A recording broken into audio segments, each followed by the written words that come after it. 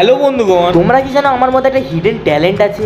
বিনা নিমন্ত্রণে বিয়ে ঘর খাওয়া। আমি জানি তোমাদের মধ্যে কারুর এই ট্যালেন্টটা নেই। এই ট্যালেন্টটা শুধু ছেলেদের মধ্যেই থাকে। তা বলে আমি ছেলেরা নয়, অন্যদের কথা বলছি।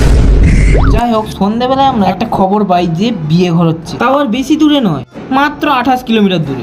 মাত্র আমরা ছেলেরা এক কাপ চা খাওয়ার জন্য 20-30 কিলোমিটার এমনি চলে যায়। তো এটা তো বিয়ে ঘর থেকে 5-7টা হজমের বড়ি খেয়ে বেরিয়ে পড়ি 4 জন বন্ধু।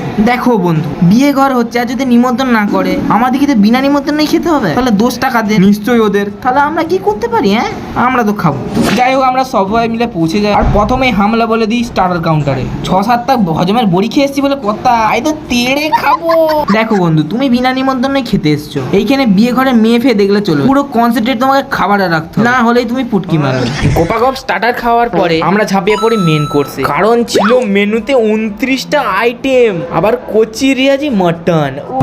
কিন্তু তারপরে আমাদের সাথে একটু ঘাপলা হয়ে যায়। ছেলের বাবা চলে আসে, জিজ্ঞাসা করে ঠিকঠাক খাওয়া হচ্ছে তো?